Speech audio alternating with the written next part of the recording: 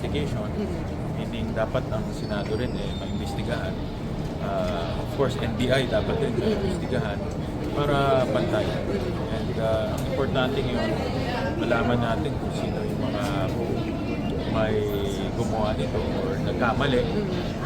At yung reforms, paano natin maiwasan to? Kasi ayaw na natin maiwasan to eh. Buti na lang walang nasaktan.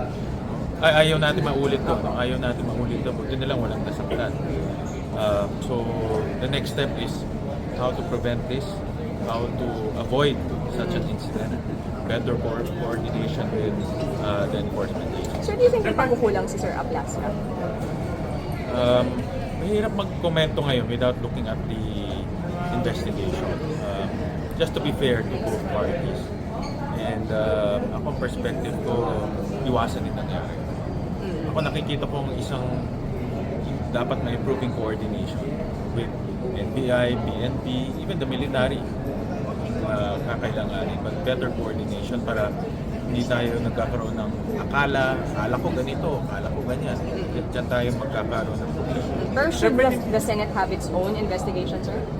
Ako, ang aking perspective, iwan natin sa independent. Whether it's CIDG, whether it's Ombudsman, nabasa ko Ombudsman is already investigating. Importante, independent. Para fair din sa'yo. Ano yung sinasabi po ni SP na posible raw investigate ng Blue Ribbon yung NBI, yung shooting incident last week? Papasok daw sa Blue Ribbon. Let's see kung anong tono nung resolution. Meron pa-file na resolution. Let's see.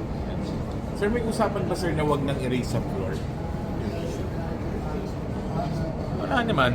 Internal sa mga senators? Sa akin wala. Sa akin wala. Sir, bumaba daw ang ratings, ang trust sa Senado. Anong reaction niyo lang? Wow, depende kung anong survey companies dahil ako... O yung criticism lang sa Senate after nung baril? Well, hindi natin maiwasan yung criticism. Makikita natin sa social media. Ako, pagkausap ko rin yung mga kaibigan natin, mga constituents natin. Talagang unang-una maraming nagulat. Pangalawa, maraming nadismaya. At pangatlo, maraming nalungkot dahil nangyayari ito sa pinakamataas na kapulungan ng ating bansa. So, kaya nga, akin ang pananaw, let's investigate this independently para ma-restore natin yung dignity, yung trust, yung tiwala, at most especially makabalik na tayo sa trabaho. Sa akin, importante yung trabaho. Marami nakabitin. Sir, do you share those feelings, sir? Yung mga na-disappoint, na-dismaya sa nangyari? Do you share that sentiment? Yes, of course. Senado to eh. At itong institusyon na nirespeto at tinitingala ng ating mga kababayan. Kung nangyari ito mismo sa loob ng Senado, maraming nadismaya, of course, na nangyayari ito sa pinakamataas ng kulungan ng ating bansa.